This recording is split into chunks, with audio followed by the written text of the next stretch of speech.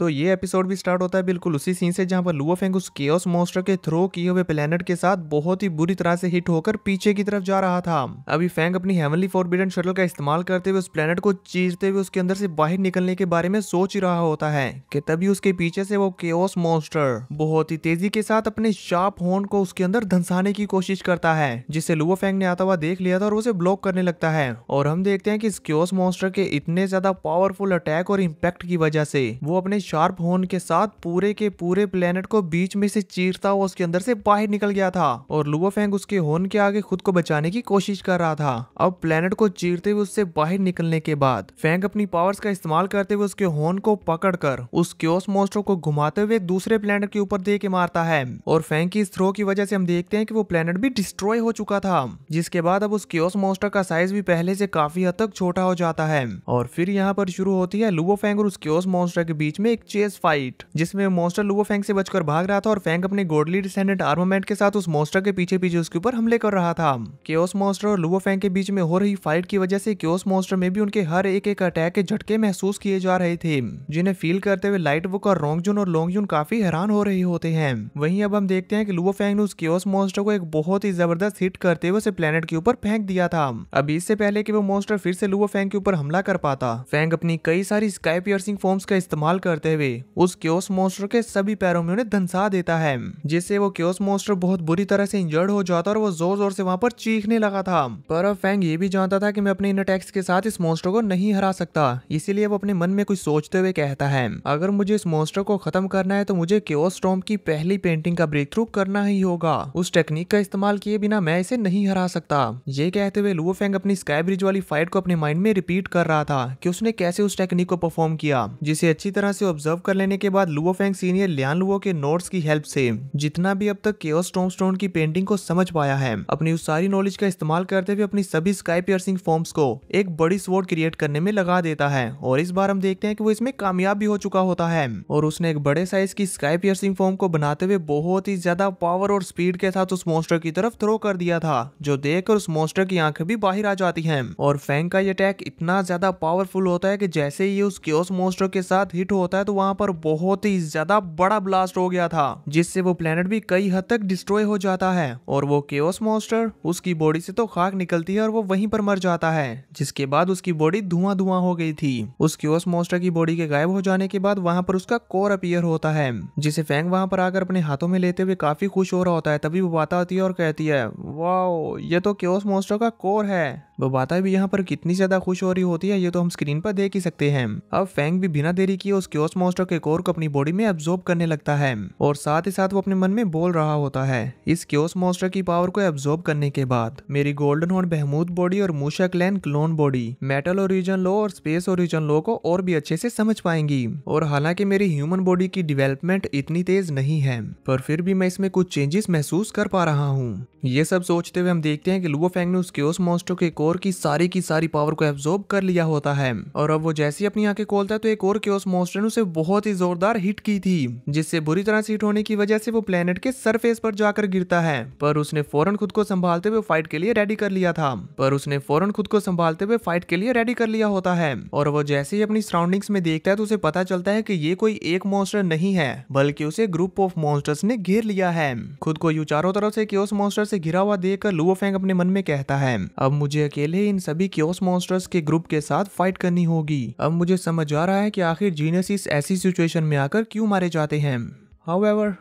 मेरे पास आगे बढ़ते रहने का एक रीजन है। फेंग यहाँ पर अपने मन में ये सब सोच रहा होता है जबकि वो केओस मॉन्स्टर्स उसके ऊपर जोर जोर से रोर कर रहे थे। इतना कम नहीं था कि तभी वहां पर कई और केओस मॉन्स्टर्स आने लगते हैं। तो अब फेंग भी बिना घबराए और बिना पीछे हटते हुए अपने गॉडली डिसेंडेंट आर्मामेंट के साथ इन सभी केओस मॉन्स्टर्स से फाइट करने लगता है। और फिर ऐसे ही देखते देखते सीन कट होता है और हमें दिखाया जाता है 8 महीने बाद का सीन, जहाँ मास्टर कांगबू स्काई ब्रिज में हो रही जीनियसिस की फाइट को देख रहे होते हैं और साथ ही साथ कहते हैं इन 8 महीनों में बोलर ने स्काई ब्रिज के लेवल 3 का ब्रेक थ्रू कर लिया है और सिर्फ रोंगजुन और फैंटम जेलास ही ऐसे हैं जो कि सिर्फ फर्स्ट लेवल का ही ब्रेक थ्रू कर सके हैं। अब नेक्स्ट कौन होगा? मास्टर कांगबो भी इसके बारे में सोच रहे होते हैं कि तभी वहाँ स्काई ब्रिज में एंट्री होती है लुओ फेंग की, जिसे आता हुआ देखकर मास्टर कांगबो कहते हैं तो फाइनली तुम यहाँ आ ही गए। अभी इससे पहले कि हम लुओ फेंग की फाइट देख पाते तभी हमें दिखाया जाता है केओस सिटी का सीन, जहाँ पर रोंगजुन और लाइट वुका एक साथ बैठे हुए फैंटम जिलास को देख रहे होते हैं, जिसके आसपास काफी सारे वॉरियर्स इकट्ठा हुए थे और हमें पता चलता है कि वो यहाँ पर स्काई ब्रिज के फर्स्ट लेवल को ब्रेक थ्रू करने की खुशी मना रहा है।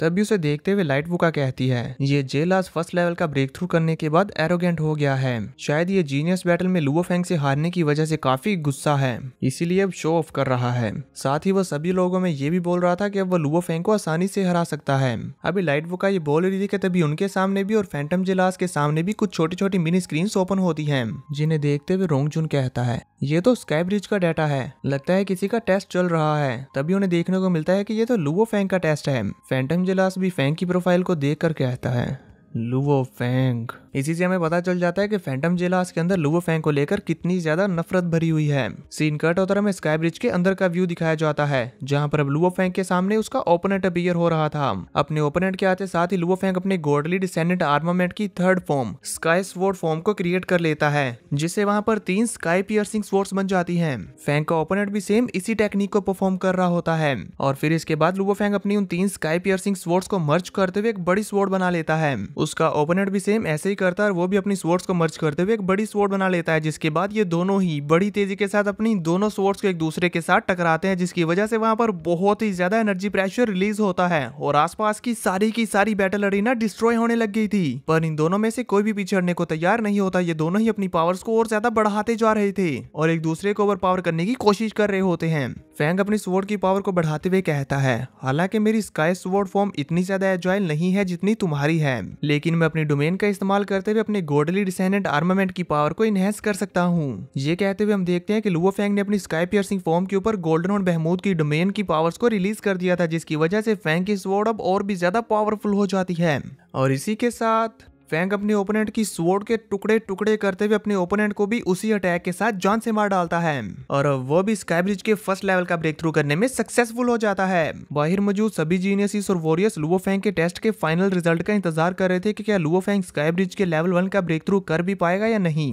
उनके थोड़ी देर के इंतजार के बाद फाइनली लुओ फेंग का रिजल्ट आ जाता है, जिसमें जैसे ही उन सभी लोगों को पता चलता है कि लुओ फेंग ने अपने पहले लेवल का ब्रेक थ्रू कर लिया है। ये देखकर काफी सारे लोग तो खुश होते हैं, पर फैंटम जिलास की यहाँ पर क्या हालत थी ये तो हम देख ही सकते हैं। उसका तो खून खोल रहा होता है, बेचारे का बस नहीं चल रहा, नहीं तो 10 लेवल आगे चला जाए। फैंटम जिलास को इस कदर गुस्से में देखकर एएचएन तो काफी हंस रही होती है। वहीं रोंगजुन भी अब फैंटम जिलास की खिल्ली उड़ाते हुए कहता है जिलास क्या तुम्हें लगता है कि तुम अभी लुओ फेंग को आसानी से हरा सकते हो। जिस पर फैंटम जिलास अपने हाथ में पकड़ा हुआ वाइन का गिलास जोर से दबाते हुए कहता है क्योंकि मैंने फर्स्ट लेवल उससे पहले पास किया है तो मैं सेकंड लेवल का भी उससे पहले ब्रेक थ्रू करूंगा। अभी भी फैंटम जिलास के इस कॉन्फिडेंस को देखकर रोंगजुन उस पर बस मुस्कुरा देता है। वहीं हम लुओ फेंग को देखते हैं जो अब सीनियर लियान लुओ की जगह पर आकर कल्टीवेशन कर रहा होता है और फिर हमें उसके गोल्डन हॉर्न बीस्ट के इनर वर्ल्ड का सीन दिखाया जाता है, जहाँ पर लुओ फेंग और बोबाता कुछ बात कर रहे थे कि तभी फैंग को फैंटम जिलास का मैसेज आता है, जिसे जब बोबाता पढ़ते हुए उसे बताती है तो उसमें लिखा हुआ था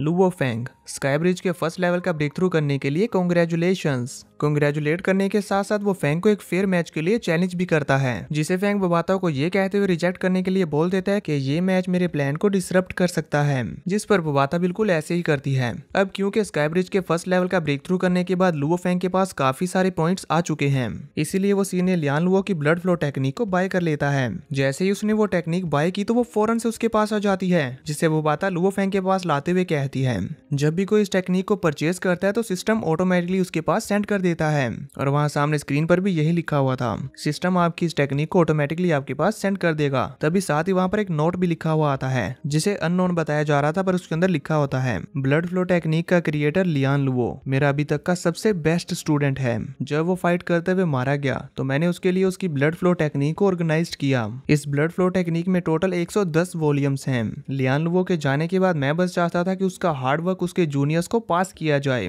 तुमने ब्लड फ्लो टेक्निक को बाय किया, मैं बहुत खुश हूँ। मुझे उम्मीद है कि तुम बहुत मन लगाकर ट्रेनिंग करोगे और इस टेक्निक को कंटिन्यू रखोगे ताकि फ्यूचर में भी इस टेक्निक को आगे बढ़ाया जा सके। इस सारे नोट को पढ़ने के बाद वो बाता लुओ फेंग के पास आते हुए उसे कहती है वो खुश हुआ क्योंकि तुमने उसकी बताई हुई ब्लड फ्लो टेक्निक को बाय किया। मुझे लगता है कि ये अननोन सेंडर किंग जेनयान है। जिस पर फैंग भी हमें अपना सर हिलाता है और फिर कहता है उन्होंने अपने स्टूडेंट लियान लुओ की सीक्रेट टेक्निक्स को जूनियर्स के लिए ऑर्गेनाइज किया, इसलिए ताकि उनके स्टूडेंट की टेक्निक्स को पास ऑन किया जा सके। ये उनका हार्ड वर्क है, मैं उन्हें डिसअपॉइंट नहीं करूंगा। अब ये कहने के बाद फैंग उस टेक्निक को ओपन करते हुए उसके बारे में समझना शुरू कर देता है और काफी दिनों तक यूं ही ध्यान लगाकर उसको समझने और पढ़ने के बाद वो कहता है कि इस ब्लड फ्लो टेक्निक की हेल्प से मेरी केओस टॉमस्टोन की फर्स्ट पेंटिंग को समझने की अंडरस्टैंडिंग और भी ज्यादा गहरी हो गई है। हालांकि इस ब्लड फ्लो की कोडिंग कॉम्प्लिकेटेड है, पर यह दरअसल अपडेट कोडिंग है। इस ब्लड फ्लो की हेल्प से अब मैं समझ पाया हूं कि ओरिजिन लॉज की 108 मिस्ट्रीज हैं और मैं ओरिजिन लॉ फॉर्मेशन के बेसिस को भी समझ पा रहा हूँ। मेरी क्लोन बॉडीज और मैं ओरिजिन लॉ फॉर्मेशन के बेसिस को समझ पा रहे हैं।